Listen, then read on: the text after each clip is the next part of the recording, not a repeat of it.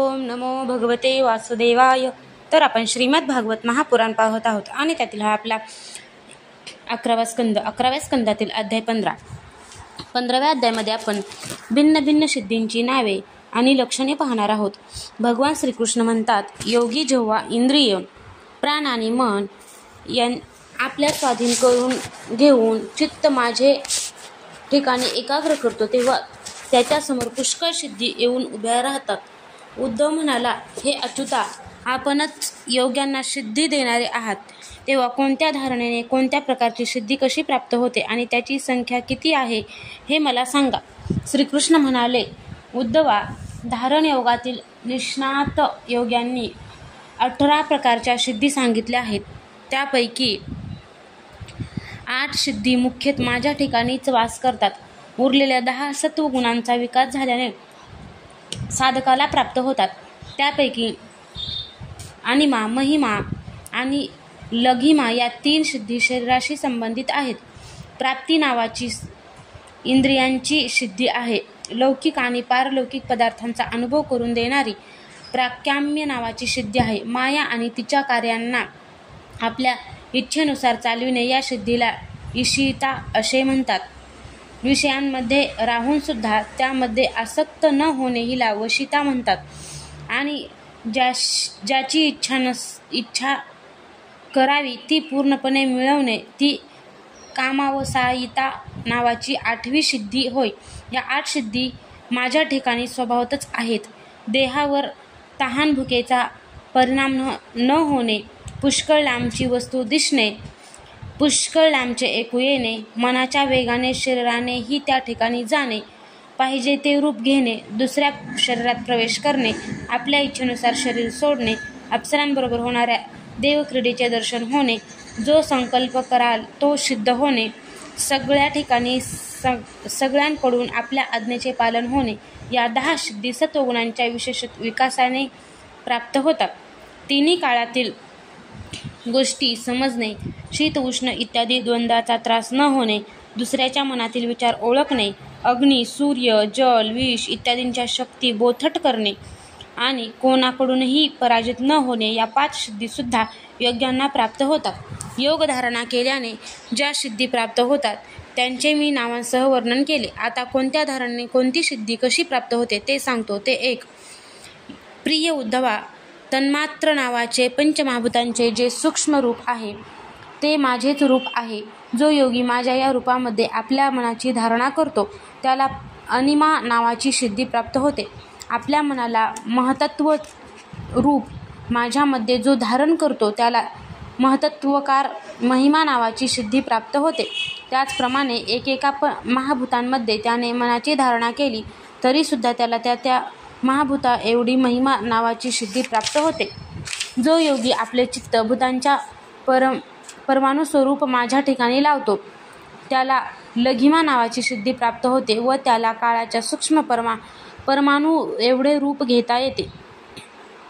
योग्याने जर सात्विक अहंकार रूप माझ्यामध्ये आपले मन एकाग्र केले तर तो सर्व इंद्रियावर स्वामित्व मिळवू शकतो. अशा प्रकारे मन माझ्या ठिकाणी लावणारा भक्त प्राप्ती नावाची सिद्धी प्राप्त करून घेतो. महतत्वाचा अभिमानी असा जो सूत्रात्मा त्या रूपातील माझ्या ठिकाणी मनाची धारणा केली तर प्राक्याम्य नावाची सिद्धी प्राप्त होते. ते अव्यक्तापासून जन्मलेल्या मज परमेष्ठींचे श्रेष्ठत्व प्राप्त करून घेतो.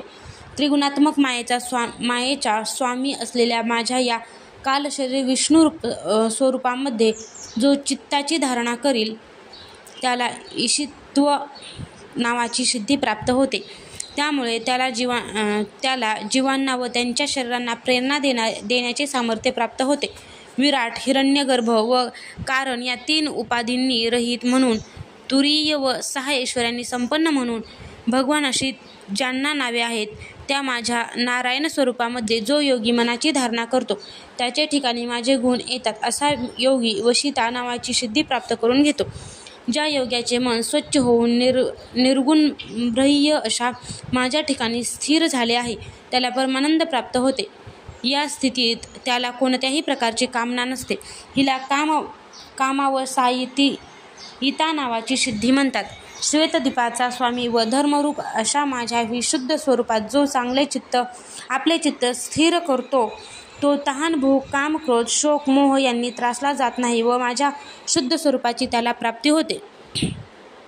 आकाशात्मा जो समष्टी प्राण त्या माझ्या स्वरूपात जो मनाने अनाहत नादाचे चिंतन करतो, तो दूर श्रवण नावाच्या सिद्धीने युक्त होतो. या सिद्धीमुळे त्या योग्याला आकाशातील निरनिराळ्या वाणी ऐकू येतात. जो योगी डोळ्यांना सूर्यामध्ये आणि सूर्याला डोळ्यामध्ये एकरूप करतो आणि त्या दोन्हीमध्ये मनाने माझे ध्यान करतो, त्याची दृष्टी सूक्ष्म होते, त्याला दूरदर्शन नावाची सिद्धी प्राप्त होते आणि तो सगळे विश्व पाहू शकतो. मन आणि शरीराला प्राणवायूसह माझ्याशी जोडून जो माझी धारणा करतो, त्याला मनोजव नावाची सिद्धी प्राप्त होते. त्यामुळे तो योगी जेथे मन जाईल तेथे शरीराने त्याच क्षणी जाऊ शकतो. ज्यावेळी योगी मनाला उपादान कारण बनवून ज्या कोणाचे रूप धारण करू इच्छितो, ते रूप तो आपल्या मनाप्रमाणे धारण करतो, कारण त्याने आपले मन माझ्याशी जोडलेले असते. जो योगी दुसऱ्या शरीरात प्रवेश करू इच्छितो, त्याने अशी भावना करावी की आपण त्याच शरीरात आहोत. असे केल्याने त्याचा प्राण वायुरूप धारण करतो आणि भ्रमर जसा एका फुलावरून दुसऱ्या फुलावर सहज जातो, त्याप्रमाणे तो आपले शरीर सोडून दुसऱ्या शरीरात प्रवेश करतो. योग्याला जर शरीराचा त्याग करावयाचा असेल तर त्याने टाचेने गुदद्वार दाबून धरून प्राणवायूला अनुक्रमे हृदय, छाती, कंठ आणि मस्तकात घेऊन जावे. नंतर ब्रह्मरंध्राच्या मार्गाने त्याला ब्रह्मामध्ये लीन करून शरीराचा त्याग करावा.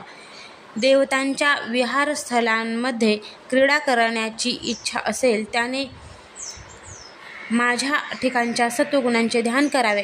त्यामुळे सत्वगुणांच्या अंश स्वरूप अशा सूरसुंदरी विमानात बसून त्याच्याजवळ येऊन पोहोचतात. माझ्याशी परायण झालेल्या ज्या योग्याने सत्यसंकल्प स्वरूप अशा माझ्यामध्ये चित्त स्थिर केले असेल, त्याला संकल्प सिद्ध होतो. मनाने ज्यावेळी जो संकल्प तो करतो, त्यावेळी त्याचा तो संकल्प सिद्ध होतो.